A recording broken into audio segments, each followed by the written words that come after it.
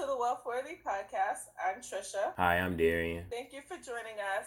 This week we'll be talking about investing pitfalls. We really wanted to highlight this topic since more people are interested and are joining the investing community. And so we really wanted to just help highlight some areas that we've experienced that you may be able to avoid or just be more conscious of in your investing endeavors, right? So, Darian, you want to go ahead and kick us off? Yes, indeed. So the first thing I want to talk about is pre-investing. I think one mistake that most people make is not doing their research, thinking that once you invest money in the stock market, you're going to get a return like tomorrow. And I think you have to look at it from the standpoint that you have to do your research, know the market, know the company you're putting your money in, and understand that you have to wait for your return. Yeah, I think when it comes to doing your research, that's such a broad term that it's hard for people to fathom sometimes. So if you think about doing your research in terms of keeping current on what the company is focused on and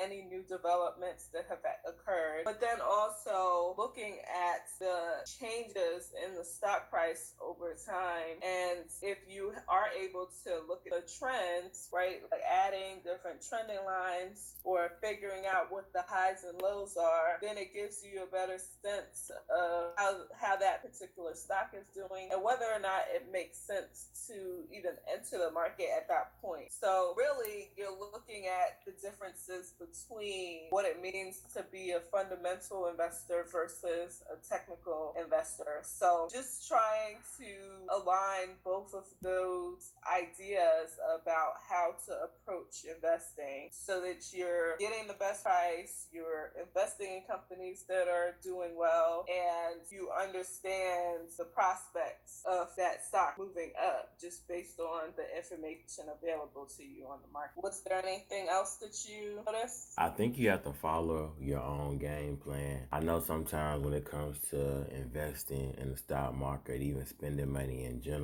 sometimes we can waver and change our mind because of situations or how the market may go up and down. But I think if you truly are invested in a company, you believe in their values, I think you just kind of have to stick to your game plan and knowing that whatever you invest in, that it'll work out unless you see your investment really losing money. Then I think you should try to trade it or sell it. But I think for the most part, I can even say for myself, with using Robinhood, I had got some free stock for referring people, and one of the stocks that I got was Plug Power or Energy. And at first, when I got it, it really wasn't generating any money at all. But now I've seen since it's been sitting there, it's been able to generate money and it's going up every day. Right.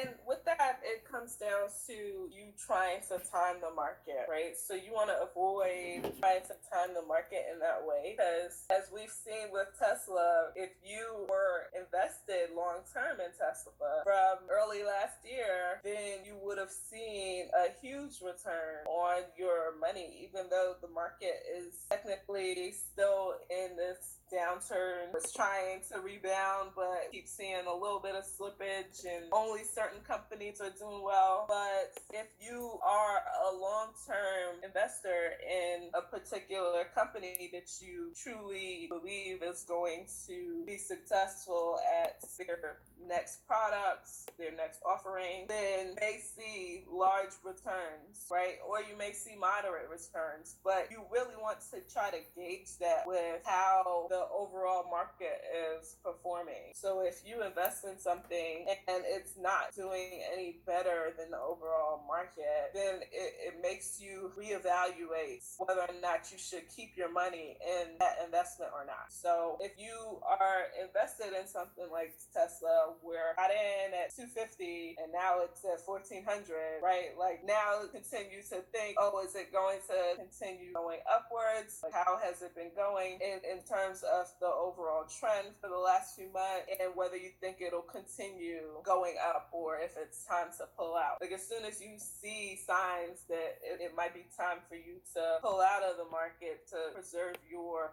earnings, then you can do so. But you don't want to fall into the trap of selling too soon, because that could have easily been the case where you decide, like, hey, I see it dropping $1 or two, let me get out of this. But really, the more likely chances for you to determine if you need to sell or if it might be time for you to look closer at what's going on with the company is when you start seeing slippage of more than 5 or 10%, right? Like 5%, you might be okay with it if you still are thinking that they will have announcements and they are doing things that will continue their growth. But if you see a 10% drop and you're like, oh yeah, it doesn't seem like it's going anywhere but down, then that might be a good time for you to consider the best selling price that it can obtain. I think another thing that we all do, not just in stock and investing, but procrastination. I think sometimes we see, oh, this stock is going up. Should we invest now? Even if it's low, should we invest now? I think especially with everything going on now in the world, a lot of the stock dropped months ago, and some of them were able to recover, and then some of them are still dropping. So it's just being able to know how to make a firm decision and trust in the process.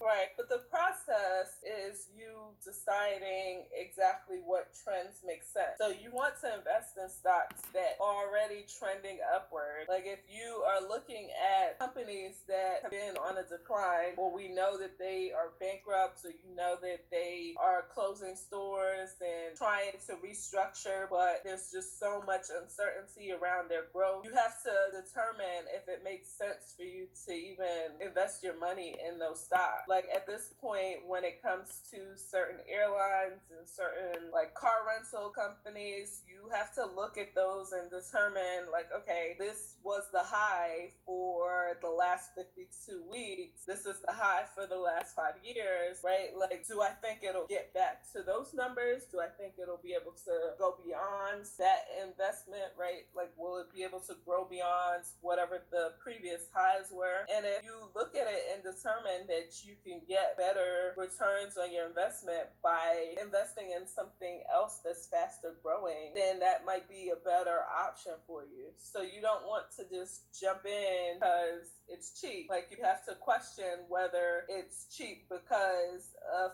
an overall market pullback or if it's because the company isn't doing well. So those are two very different, distinct scenarios that you have to be able to understand. And that's where it comes in, just looking at the charts, looking at the news information that's out there. And a lot of the different applications that we're using to purchase our stock come with some of those charts and research items. Look into as much as possible so you know whether it makes sense for you to continue on or not, right? If you see on the chart that the price has started high and it's going lower and lower every month, every day, then it might be something you have to consider twice. Like, you might need to second guess whether or not that's a good investment. But I always look at it too in terms of impulse buying. Like, you don't want to just make purchase because people have told you it's going to do well or it's going to be rebounding. You need to know intuitively for yourself that I think it's going to go up. It's a company that you're using. It's a company that you're familiar with. You understand the underlying business, right? Like, it's easy to intuitively think about how airlines might work, right? When we think about Delta, we know that they are known for flights across the world, but you also think about the kind of service that they provide to their customers. Think about their loyalty program. You think about how many people are actually loyal to that firm. So it's easier for you to decide that, like, okay, they may be able to come out of this stronger than other airlines might. And so that's the kind of analysis that you want to do. Like, you want to see how these companies are performing against their peers as well, right? Like, what competitors do they have, and are they outperforming their competitors, or where do they fall in that ranking? I think one other thing also is just playing the short term game. And when I say that, so you invest and you looking for a return quickly. But most of the time, we all know, like I said before, you have to kind of let your money sit for a long period of time before you see any type of gain. Right.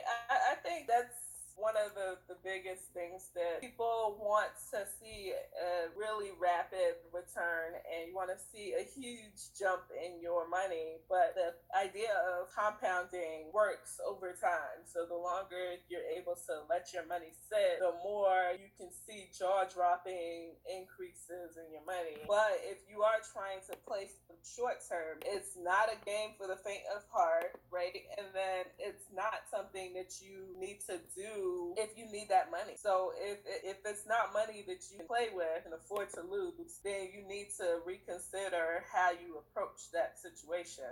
And playing short term is also a taxable event, right? So if you're earning money or if you're losing money, you have to think about what those tax implications will look like. Because if you just think like, oh, I've earned $10,000 in the market and it's for stocks that you haven't owned for a long period of time, at least a year, then you have to be cognizant of the fact that you'll have to pay higher capital gains taxes on your money. And people don't always think about that tax event because now you're just excited that you've earned this money in the market.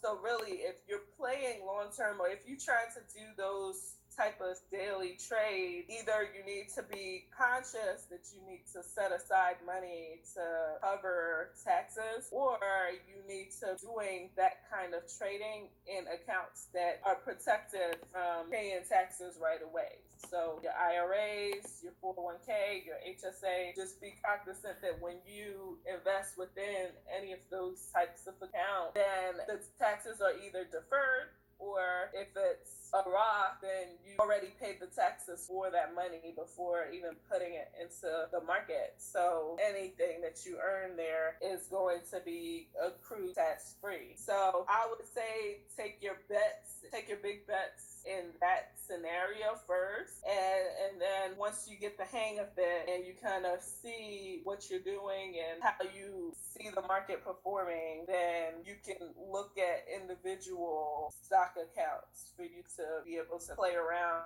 in that way. But the longer you can keep your money in, the better, especially if you aren't planning to pay close attention to the market. Like playing the short-term game means that you have time to stay close to the market. I think another thing that I will want to highlight is just the idea around pricing. So sometimes we go into the investments just thinking like, oh, it's going up, I have to get in now. And you don't want to impulse buy. You really want to be certain that you're getting best possible price available at the time. So if you expect that a stock will be dipping shortly, like in the last few days, we've seen stocks rise up, but then people still have fears about what's going to happen with the coronavirus, especially since a lot of the cases haven't been subdued as much as we would like. So you have to think like, okay, if there is a dip, am I able to act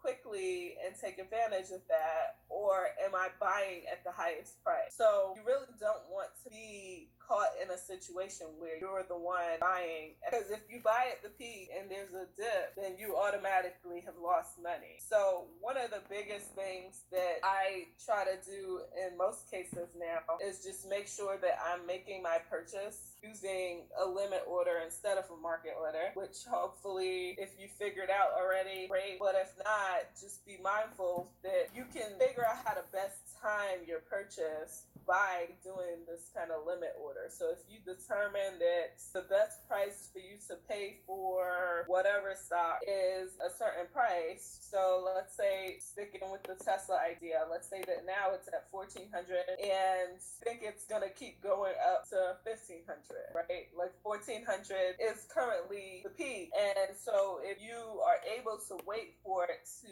draw back some to 1,300 or 1,350, then that's a better price. It's a better entry price than going in at the 1,400 mark. Don't want to buy too high. So if everybody's thinking like, oh, this stock is overvalued, then you don't want to be the one buying it while it's overvalued. You want to get it at a reasonable price, so what you would deem it worth. So just being cautious and looking at the trends to determine when a good time to enter is. Of course, you don't want to make it so that you never enter, but just being mindful of the points where you're purchasing. So with what we've talked about and with the way that we strategize our own investments, we're investing certain amounts every month. So you're buying at different prices on a regular basis. And so you have to keep that in mind. Like, even if you buy something that's somewhat higher now, buying more, and you see like, oh, it dips some,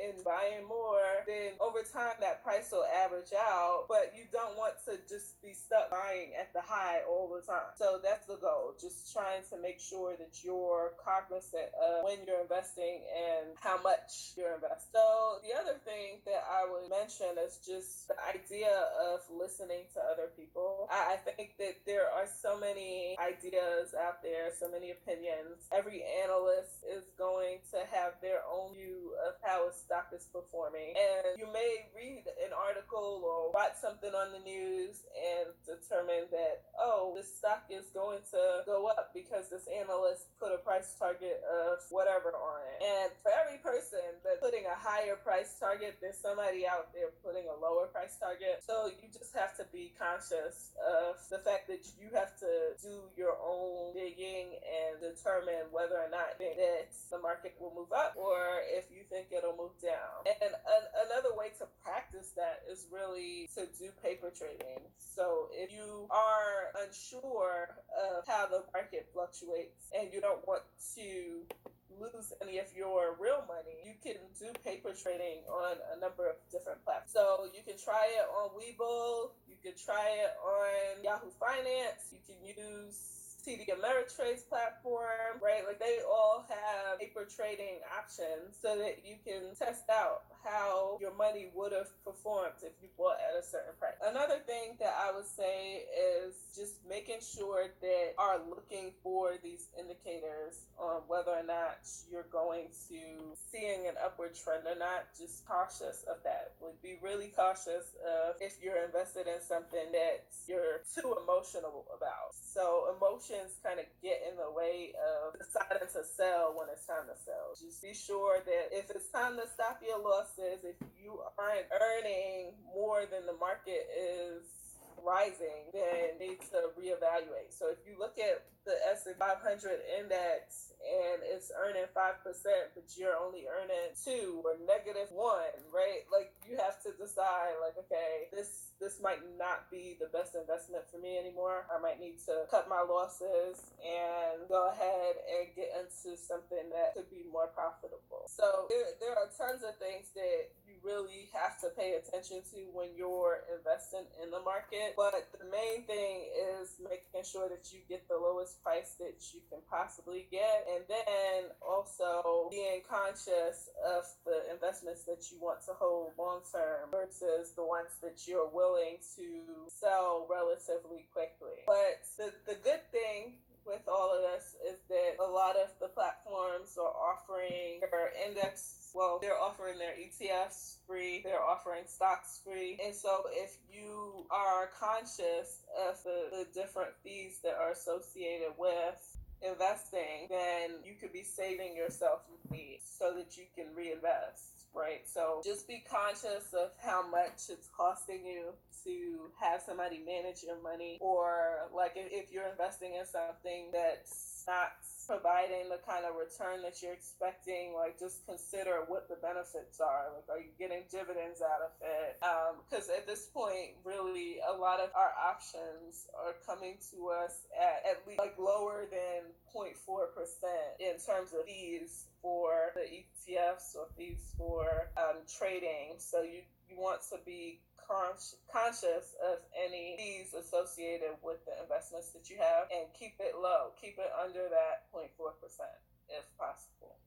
So if you're paying more than that for anything, then you need to be able to justify that by understanding that either that's the broad market price or that it brings that you can't anywhere else. So I think those would be the main things, right? Like entry price considerations, what fees are you paying, how much taxes should you expect, whether you're investing individually for the short term or you're investing within your IRA, HSA, 401k, and just looking at the different facets so that you can avoid losing money up front because you're getting in at a price that's too high or you're selling too soon. Just be conscious of those different scenarios where you're avoiding losses. All right, I think that's it. Anything else on your end, Zarian? No? Okay, well, that's it for us today then. Thank you all for joining us. Have a good one, and we'll see you again next week. Bye. Bye.